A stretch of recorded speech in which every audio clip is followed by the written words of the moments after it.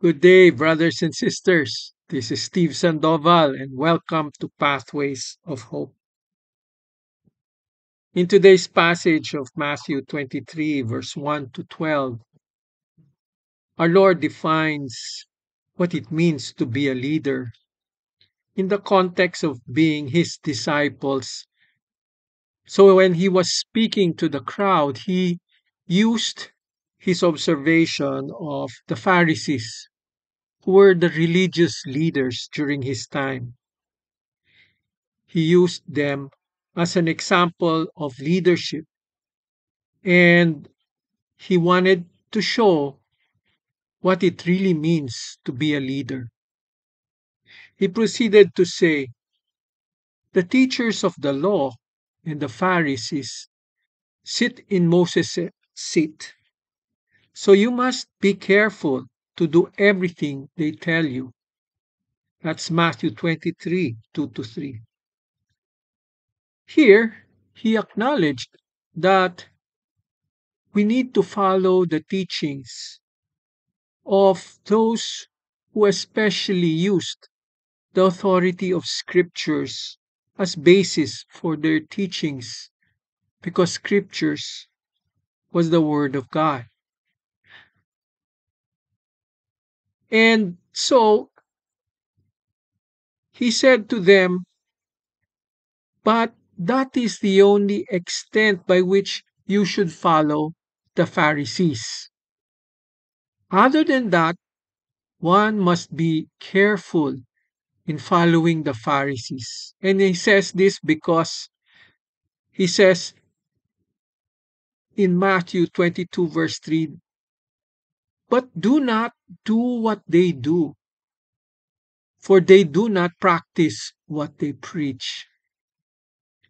Here our Lord points out that example of the actions that Pharisees do that show that this is not the kind of leadership Jesus intends his disciples to exert. This becomes clear as we read the rest of the passages till verse 12. What we what can we take reflecting on this?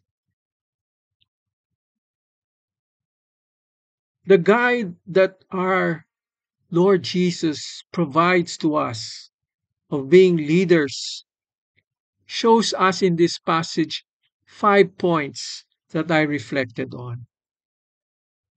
The first point is that we must be careful to practice what we preach.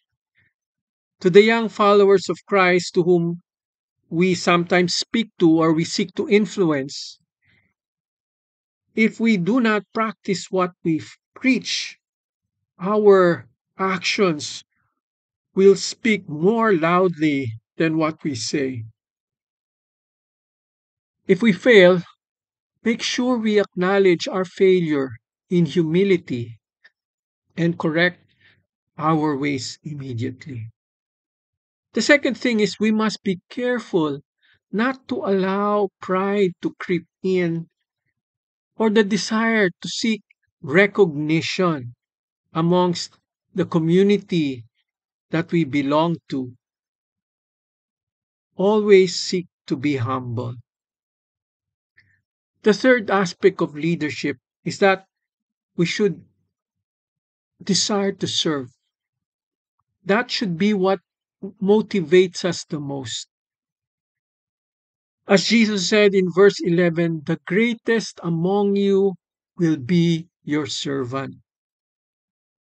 So our motivation should not be to be recognized, but rather to be one who seeks the other's interest most, seeks that they may become better followers of Christ and not recognition at all.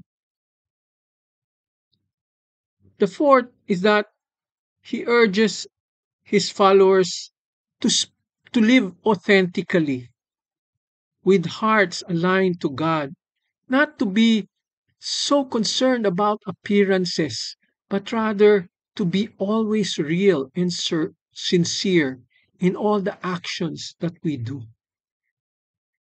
And lastly, we should remember that we do what we do because our Lord calls us to be His bearer of good news. Our authority to speak about the Lord's teachings comes from the Lord and His Holy Spirit, as we are inspired by His Holy Spirit, not from a desire for personal gain or recognition. May our Lord be your guide, brothers and sisters, as the Holy Spirit inspires you to exercise leadership in being bearers of His good news. God bless you all.